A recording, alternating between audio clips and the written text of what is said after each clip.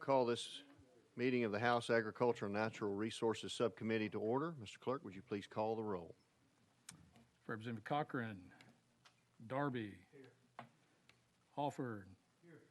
Hulsey. Here. Hurt. Hurt. Representative Potts. Representative Reedy. Here. Shaw. Here. Chairman Todd. Present. Mr. Chairman, you have a quorum. Thank you, Mr. Clerk. Any members have any personal orders or announcements or recognitions? Seeing none, I would like to point out something about some of our natural resources in the state. Tennessee has a very diverse and abundant mineral industry that represents more than $5 billion annually to our state's economy and supports more than 23,000 jobs across the state. Mining occurs in 81 of Tennessee's 95 counties and plays a fundamental role in providing the raw materials for infrastructure development, energy production, as well as agricultural and consumer products. Natural resource extraction in Tennessee is critical to making our economy function. So much so, in fact, that prior to being shipped to the U.S. Mint, each and every penny in circulation begins its life as a blank of zinc mined in Greene County and then plated in copper in Greene County and then sent to the U.S. mints. Tennessee is also a leading producer of ball clay in the nation out of 5 producing states. Ball clay is primarily used in the manufacture of dinnerware, floor and wall tile, as well as pottery. And ball clay mining is a big industry in West Tennessee. So we are very appreciative to the mining industry and what they bring to our state, both in economic benefit as well as jobs and the raw materials we need for so many things. I'd like to begin our calendar today with item number 1, Representative Gant. Do I hear a motion and a second? We have a motion and a second on House Bill 517. Representative Gant, you are recognized. Thank you, Mr. Chairman and committee. This piece of legislation was brought to me by my county mayor in Fayette County, and also the chairman of the Chickasaw Basin Authority. And what this is doing is, in a recent sunset review of the Chickasaw Basin Authority, it was questioned whether Fayette County should be a member of this board despite Fayette County's participation for the past 30 years. So the current code is vague and needs revising. The ambiguity in the current code brought the question of Fayette County's participation. The intent of this bill is to resolve that ambiguity. This bill clarifies that should a county desire to be a part of the Chickasaw Basin Authority, the county legislative body must first express its desire to participate by resolution and then be approved by Chickasaw Basin Authority Board of Commissioners. Thank you, sir. I have one question to kick it off, and that would be, does this change the makeup of the board at all? No, sir, it does not. Okay. Thank you, sir.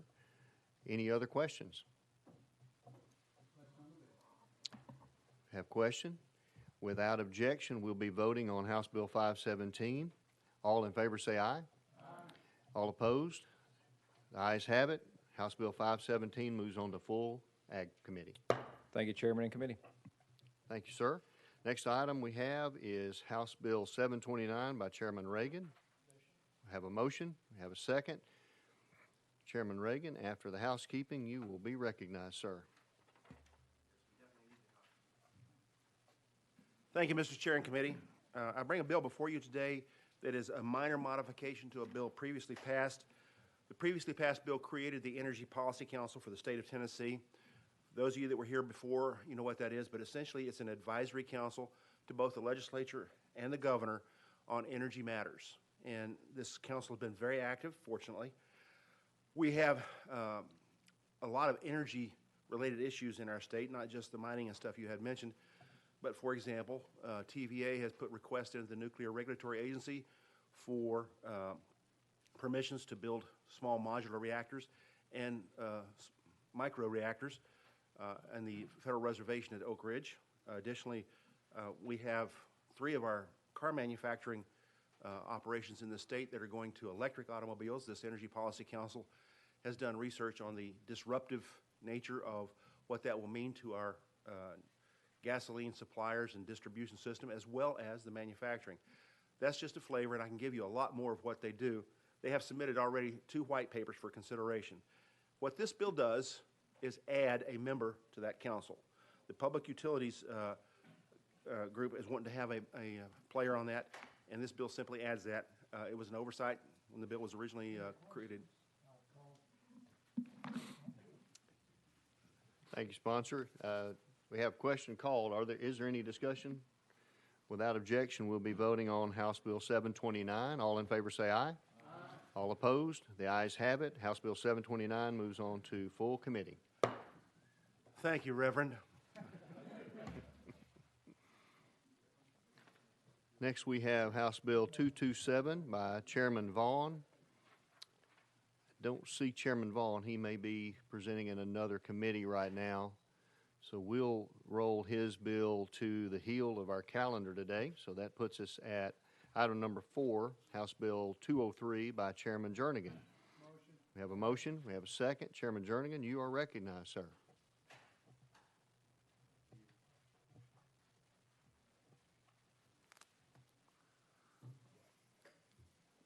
Thank you, Mr. Chairman. I appreciate that. Members, I've got 2 lakes in my district, the Old Hickory Lake and the Percy Priest Lake. And since I've been here, this is my 5th term in 2012, every summer I get the same phone calls from the residents that live on the shoreline in particular part of these lakes, usually called Party Coves. I don't know if you're familiar with them. I think all lakes have them. And they would have issue of being woken up in the middle of the night of, frankly, bass from music on the water.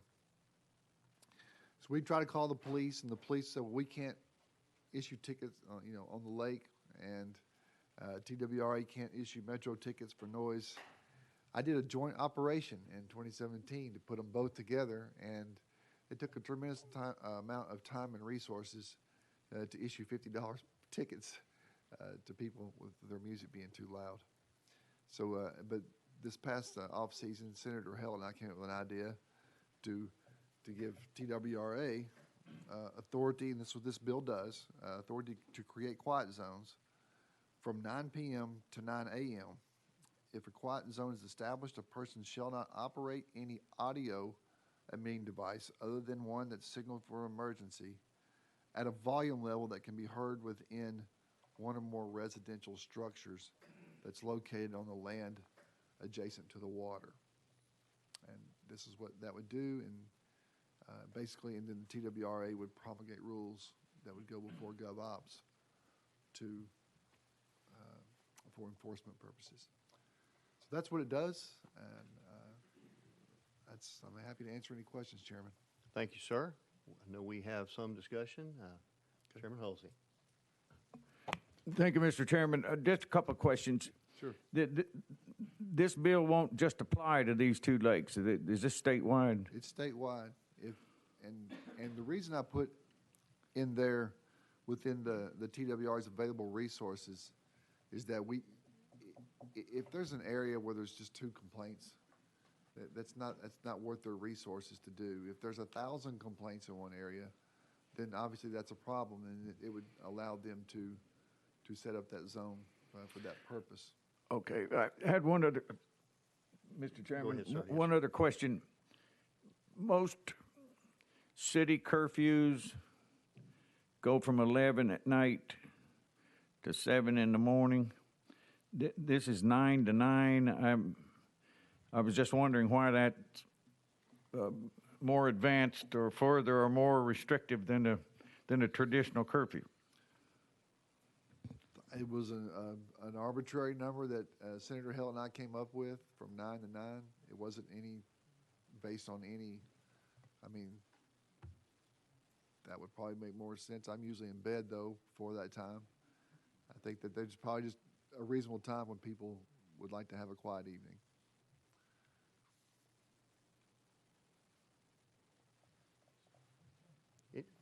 Chairman Reedy. Thank you, Mr. Chairman, and Representative, I appreciate this bill. my western boundary is Kentucky Lake, and I've got these same calls as well. Would you be open to amending that? As Chairman Halsey is correct, I think 9 is I've got a problem with the times. We can discuss it offline, but I think we need to make it more statutorial to what we already have for some of the cities. But it's a good bill. I appreciate you bringing it. Yeah, I'm open. I'm not going to die on a hill for 9 p.m. So Right. Okay. Thank you, sir. all right. Representative Shaw? Thank you, Mr. Chairman. Sponsor yield. Why would you just not have made it for those 2 lakes? Why would you make it statewide? I mean, I'm just asking that question. It is statewide. It is statewide, but I'm saying, I'm just giving the example of the 2 lakes that are in my district. That okay, but I guess my question to you is why would you not have just made it for those 2 lakes rather than making it statewide if it's not a problem on the other lakes, I guess is what I'm asking. I guess I could do that. It's only because I just wanted to leave it to the authority of TWRA to, if it's an issue in other areas. I'm happy to make just the 2 lakes. It'll serve my district, but I think this is a problem because the reason that the TWRA came back and said within their available resources is they told me that it was going to be an incredibly popular program. Okay. And in that case, I said, well, I will work with you to do it within your resources. Representative Shaw?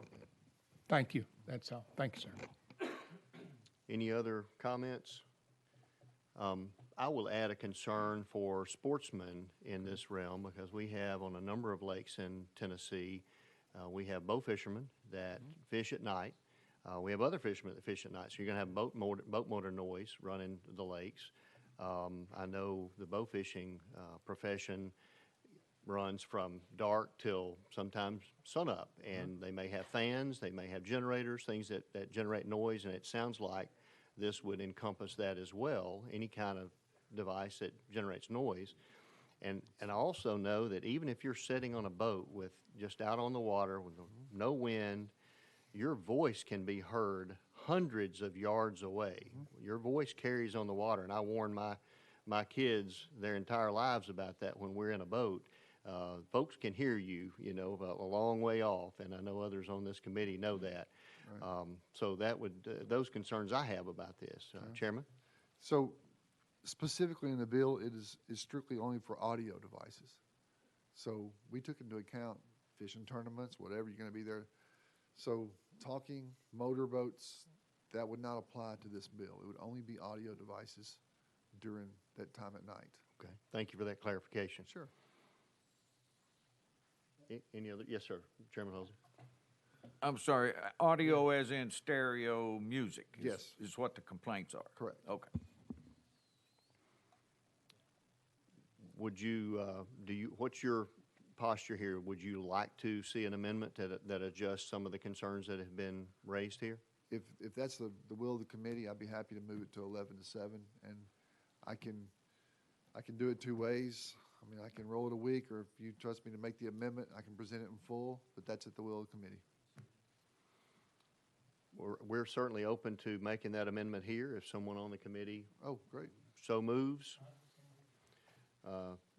Representative Shaw moves to amend the bill as it is written to change the time frame on it to 11 p.m. to 7 a.m.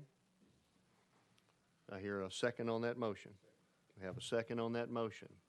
Any discussion on that amendment? All in favor of amending the bill as proposed, say aye. Aye. Any opposed? The amendment goes on the bill. Question on the bill. We have question called. If no further discussion, no objection, we'll be voting on House Bill 203. All in favor, as amended, all in favor say aye. Aye. All opposed? The ayes have it. House Bill 203 moves on to full committee. Thank you, Chairman, members. Thank you. Next, we have House Bill 1144 by Representative Grills. Do I have a motion? Motion. I have a motion and a second. Representative Grills, you are recognized. Thank you, Mr. Chairman of the committee. I do believe we have an amendment to this bill. We have amendment number with drafting code 4416, is that correct? That's correct. We have a motion on the amendment and a second. Would you please explain the amendment? The amendment is just for clarifying and for TDEC's purposes. They felt like this would be a little more clear of what the intent of the bill would do. All right, any discussion on the amendment?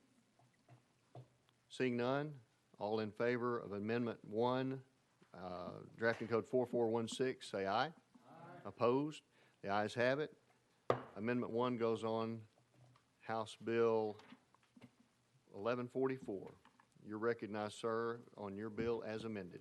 Thank you, Mr. Chairman. Ultimately, what this bill does, it's going to charge TDEC with creating a system of incentives to include a system of credits of regulatory flexibility when a permit holder goes above and beyond the regulatory standards for their wastewater permits. Okay, any discussion on the bill? Do we have anybody scheduled to testify for or against this bill?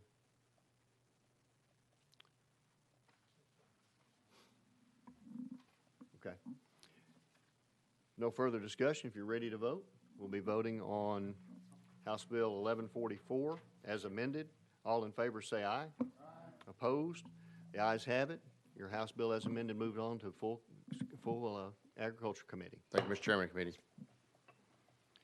Next, we have House Bill 1230 by Representative Sherrill. Do I hear a motion? Motion. I have a motion and a second. Representative Sherrill, you are recognized. Thank you, Chairman and members. In this bill here, 1230, I have a young man in my area up there in White County that he has a leg that's been amputated, and he's asked for a little help with that, and so I've talked with TWRA about this, and we're just trying to help him out there a little bit. So this bill pretty much just tries to help somebody that has about 75% of their limb that's been taken off, and help them with a permit combination of hunting and fishing license for a one-time payment of $10. Okay, thank you for that explanation. Any questions on this bill? The only one I would have, sir, would be conversations that you've had with the Tennessee Wildlife Resources Agency and any comments they may have passed on to you. Yes, thank you. I did talk with them, and they helped us to try to write the bill to the best interest of the people of the state of Tennessee. Okay. Any further discussion? If you're ready to vote, we'll be voting on House Bill 1230. All in favor say aye. Aye. Opposed? The ayes have it. Representative, House Bill 1230 moves on to full Agriculture Committee. Thank you, Chairman and members. Next, we have House Bill 715 by Representative Hurt, which has been taken off notice. Then following that, we have House Bill 1384 by the chairman, and that has been recalendared for 1 week from today. Working on an amendment for that one. Any other business before this committee? Chairman Reedy. I am still looking for, we rolled one of the bills to the hill of the calendar for Chairman Vaughn. Chairman Vaughn. Let me see if I can reach him real quick. You know. Okay.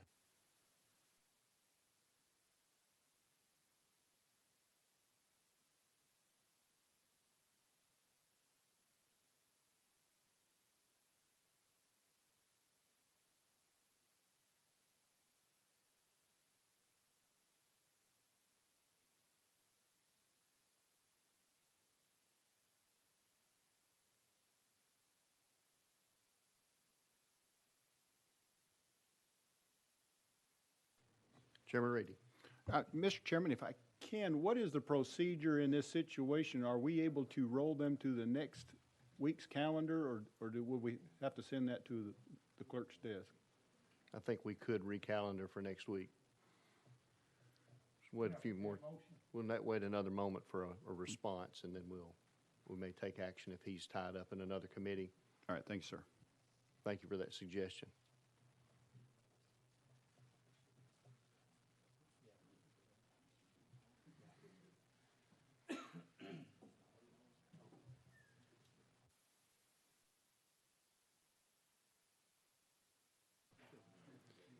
I would,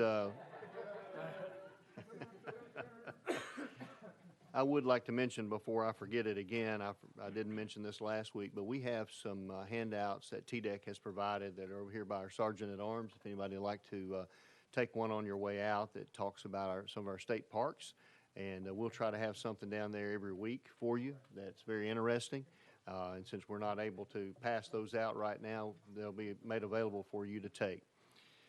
Chairman Vaughn, we are glad to see you, and we are looking for a motion and a second on House Bill 227. We have those, and you are recognized, sir. Thank you, Mr. Chairman, and I certainly appreciate the indulgence. What House Bill 227 does, it's actually a repeat from last year. It made it to the House floor last year, wasn't taken up by the Senate, but whenever states' natural resources are impacted from construction or development activities, there's a requirement for mitigation to take place, either on-site, off-site, in lieu of. There's a variety of mechanisms for this.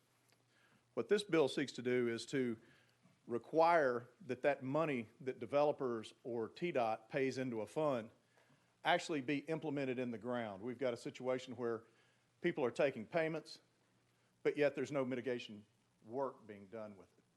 They're basically banking the money, and now, what I understand from some issues, they may not be able to provide the number of credits to which they've sold to the project.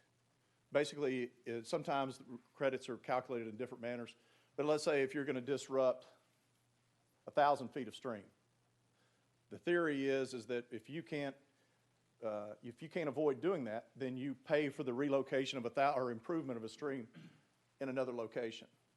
What's happening is that stream's being impacted, money's being paid by the applicant, yet the 1,000 feet of improvement somewhere else is not happening.